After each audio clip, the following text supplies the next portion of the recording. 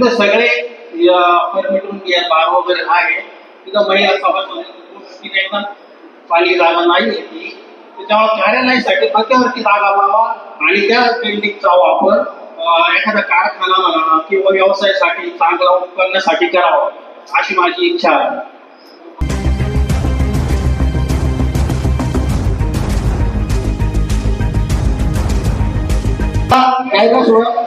कायदा सुव्यवस्था एकदम चांगली आहे.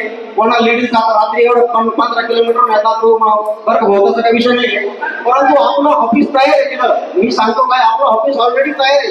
म्हणजे जेव्हा बिल्डिंग बांधली त्याच खाली ऑफिस आणि वरती 42 रूमचा हॉटेल असा आपला प्लॅन मंजूर आहे. सगळ्या गोष्टी तयार आहे. फक्त आपल्याला सामान ठेवायचंय, काही अडचण नाही. दुसरी ऑफिस साठी बांधलेलं आहे. म्हणजे तिथून मागा बंद पडली आणि आता काय म्हणून सुद्धा बंद पाडणं म्हणजे चुकीचं होत आहे. माझा त्या नवीन जागेला विरोध नाहीये, पण आपले जी ऑफिस बांधलेलं आहे ती चालू करावं असं आमचं म्हणणं आहे.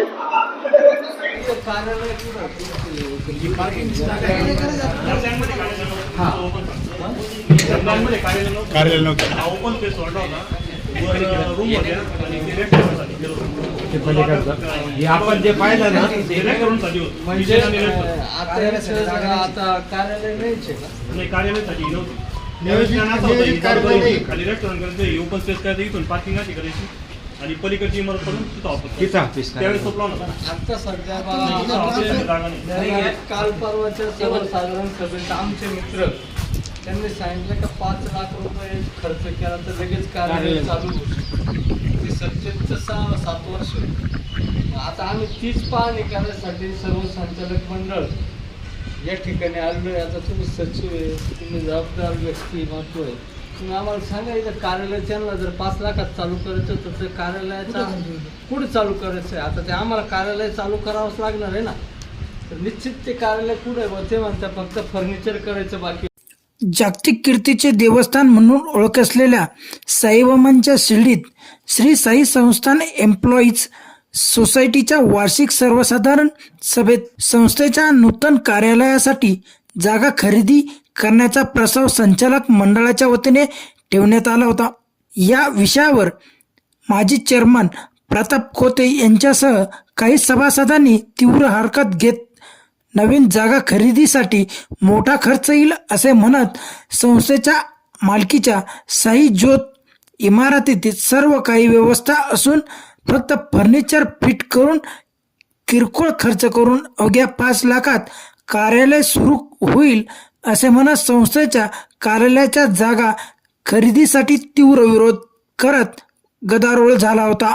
याबाबत चेअरमन विठ्ठल पवार यांनी संस्थेच्या स्थावर मालमत्तेत वाढ होईल तसेच शिर्डीच्या मध्यवर्ती ठिकाणी संस्थेचे कार्यालय सर्व सभासद आणि महिलांच्या दृष्टीने सोयीचे होईल असे म्हणत गेल्या 67 वर्षापासून कार्यरत असलेल्या संस्थेचे स्वतःचे कार्यालय नाही असा युक्तिवाद मांडत असताना नागपुरे नामक सभासदाने महिलांच्या दृष्टीने साई ज्योत इमारतीचा परिसर सुरक्षित नसून इमारतीच्या सभोवताली बार, परमिट रूम तसेच वाईन आणि बिअर शॉपी असल्याने महिलांना अशा ठिकाणी येताना असुरक्षितता वाटेल तसेच शहराच्या बाहेर असलेल्या संस्थेच्या कार्यालयात येण्यासाठी मोठी अडचण होईल.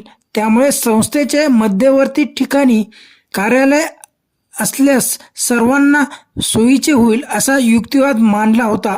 तसेच 4 ते 5 सभासद वगळता इतर कोणीही जागा खरेदीसाठी विरोध दर्शवला नसल्याने विरोध करणाऱ्यांचा विरोध नोंदवून घेत इतर सर्व सभासदांच्या वतीने हा विषय मंजूर करण्यात आल्याचे चेअरमन विठ्ठल पवार यांनी जाहीर केले.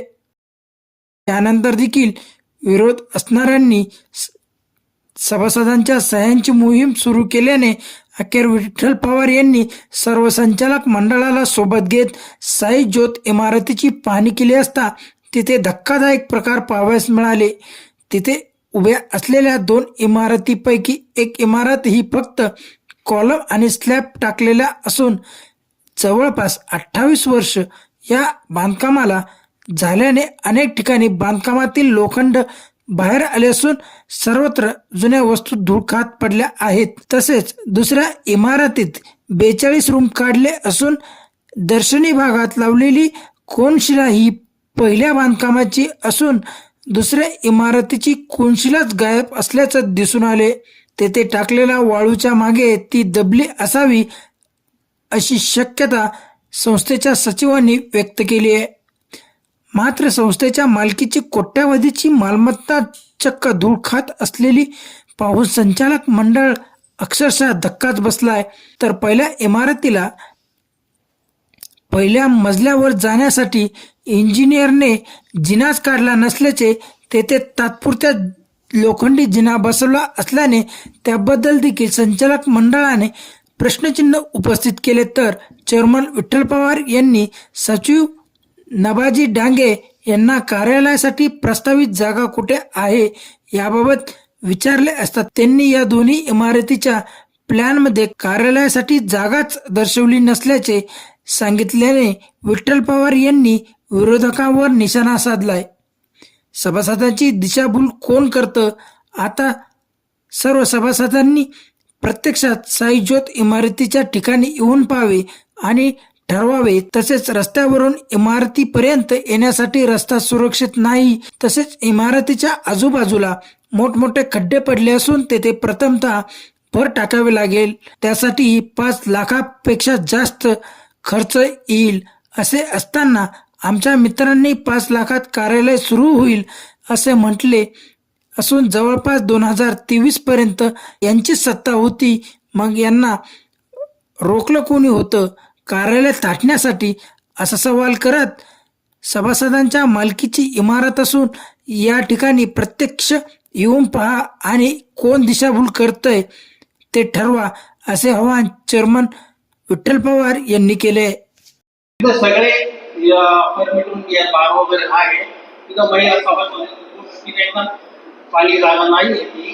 त्याच्यामुळे कार्यालयासाठी मध्यवर्ती जागा व्हावा आणि त्या बिल्डिंगचा वापर एखादा कारखाना म्हणा किंवा व्यवसायासाठी चांगला उत्पन्नासाठी करावा अशी माझी इच्छा आहे.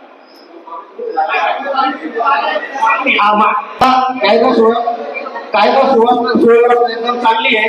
कोणा लेडीज रात्री एवढं 15 किलोमीटर येतात तो बरं होत असं काही विषय नाही आहे. परंतु आपलं ऑफिस तयार आहे तिथं. मी सांगतो काय, आपलं ऑफिस ऑलरेडी तयार आहे. म्हणजे ज्यावेळेस बिल्डिंग बांधली त्याच खाली ऑफिस आणि वरती 42 रूमचा हॉटेल असा आपला प्लॅन मंजूर आहे. सगळ्या गोष्टी काय आहे, फक्त आपल्याला सामान ठेवायचंय, काही अडचण नाही. दुसरी ऑफिस साठी बांधलेलं आहे. म्हणजे तिथून मागा बंद पडली आणि आता काय म्हणून सुद्धा बंद पाडणं म्हणजे चुकीचं होत आहे. माझा त्या नवीन जागेला विरोध नाहीये, पण आपले जी ऑफिस बांधलेलं आहे तिथं चालू करावं सांगतो म्हणणं आहे.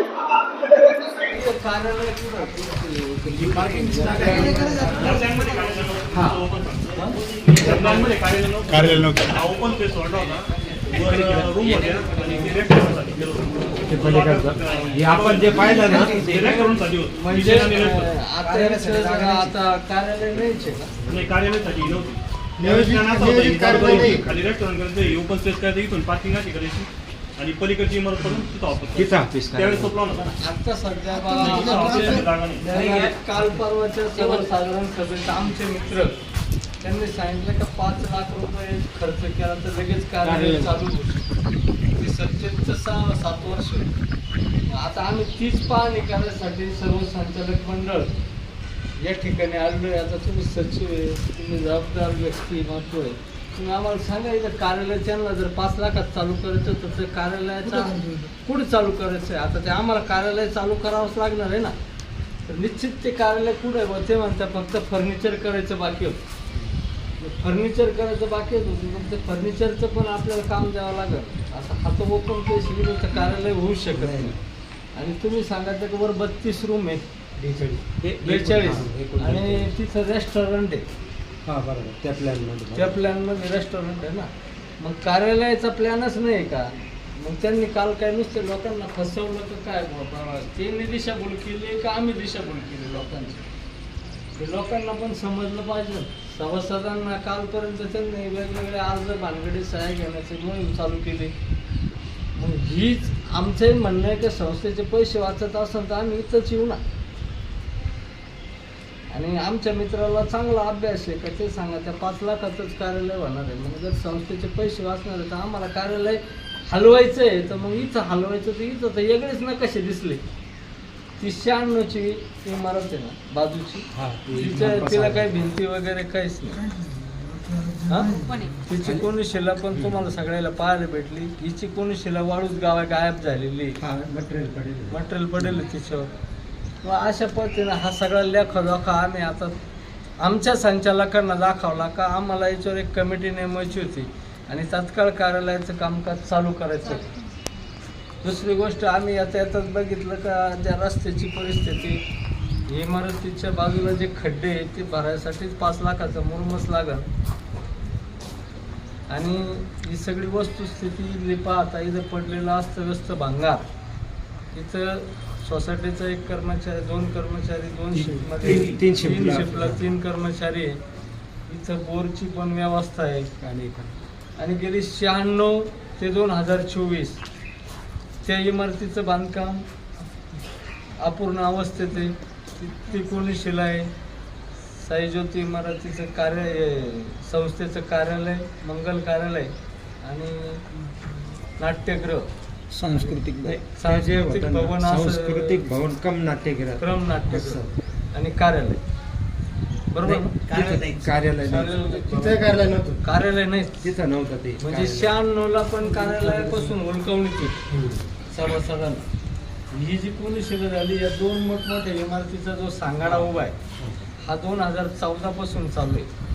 आता 2024 गेली 10 वर्ष हा सांगाडाच आणि सत्तेत हीच मंडळी आलटून पालटून होती. मग हा विरोध कशासाठी? तर याच्यानंतरच्या ज्या संस्था शिर्डी शहरामध्ये ज्यांना स्थापन झाल्या, तर आपल्याला तर सत्ता येऊन 5 महिने झाले. आपल्याकडून आमच्या मित्रांनी फार अपेक्षा केल्या. ते म्हणले की 5 लाखाचंच काम चालू आहे, तर आम्हाला इथं आर्किटेक्ट इंजिनियर बोलून आपल्याला करायचं होतं. म्हणून आपण प्रत्यक्ष पाहणी करायला मीटिंग संपल्यानंतर आमचे सगळे संचालक आले. एक संचालक जाणून बुजून गैरहजर राहिले आणि एक संचालक बाहेर गेले, त्यांचा फोन आला. तर ही सगळी परिस्थिती शिर्डी शहरातील सुजाण नागरिकांनी पण या परिस्थितीकडे पाहिलं पाहिजे. दुसरी गोष्ट अशी की सर्व संस्थांच्या सर्व सभासदांनाही आपल्या संस्थेची स्थावर मालमत्ता आज कशा पद्धतीने धुळकात पडलेली. गेली 57ची ही संस्था आहे. 67वी वार्षिक सर्वसाधारण सभा आत्ताच पार पडली. आरोप प्रत्यारोपाच्या फेरी तुम्ही त्या सभेतून काल परवा प्रसार माध्यमांच्या माध्यमातून तुम्हाला सगळ्यांना पाहायला भेटल्या. आता आमचे मित्र कार्यालयच होऊ नये म्हणून सह्या घेण्याची मोहीम राबवित आहेत. आणि व्हॉट्सअपवर एकीकडे काही नेते सभासद स्वतःला असं समजत आहे का मॅडम ते स्वयंघोषित नेते, ते सांगू राहिले की मी सभासदांची दिशाभूल करू राहिले. चेअरमन दिशाभूल करू राहिले, आमचं संचालक मंडळ दिशाभूल करू राहिलं का ही 4-5 जी लोक आहे ही सभासदांची दिशाभूल करू राहिले. याचा संपूर्ण न्यायनिवाडा सभासदांनी करावा. कोणाच्याही भूल थापाला याला त्याला बळी न पडता, राजकीय दबावाला, दादागिरीला बळी न पडता याच्या सह्यांची मोहीम चालू आहे, ते सभासदांनी हाणून पाडावी. आणि एकदा या संस्थेच्या सर्वच सभासदांनी माझी विनंती आहे की तुम्ही साईज्योत इमारत 96ची कोणीशिला, त्या कोणीशिलेवर मी अशाही काही कर्मचाऱ्यांची नाव वाचली की ती आज सेवानिवृत्त झालेली. आणि हे सगळं आखो देखे तुम्ही बघितलं पाहिजे. ही तुमची स्थावर मालमत्ता आहे. तुम्ही आमच्या ताब्यात हा सत्तेचा जो रथ दिलेला आहे तो पुढे नेण्यासाठी आम्ही प्रयत्न करतोय का संस्था भरभराटीला कशी गेली पाहिजे. निश्चितच ही जी इमारत आहे हिच्या तक्रार अर्जही मी केलेला आहे, पण तो 2016-17 साली केलेला आहे. आणि हिच्या कोणत्याही स्वरूपाच्या इमारतीच्या परवानग्या नव्हत्या. मी तक्रार अर्ज केल्यानंतर परवानग्या घेण्यात आलेल्या आहे आणि त्या परवानग्यांवरती पण तारखा आहेत. अगदी यांनी दाण्याच्या पोत्यातून आपण जसे दाणे काढून गिरणीत नेतो त्या पद्धतीने सोसायटीचे पैसे काढले आणि उधळपट्टी केली. या इमारतीत अनियमितता झालेली आहे. खर्च वारेमाप करण्यात आलेला आहे आणि तुम्ही ठरवायचंय का सभासदांची दिशाभूल मी करतोय का ही मंडळी करते. 2014 पासून आमचे मित्र संचालक होते आणि नवे तर आता 23 पर्यंत अखेरपर्यंत त्यांचीच सत्ता होती, मग रोखलं कुणी होत? आणि तुमच्या माहितीसाठी सांगतो का या इमारतीची 83 अंतर्गत चौकशी चालू होती.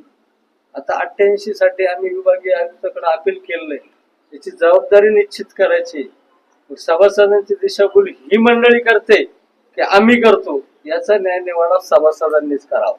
आणि आमचं संचालक मंडळ कटिबद्ध आहे की या संस्थेची स्थावर मालमत्ता जिंदगी आणि कार्यालय झालं पाहिजे.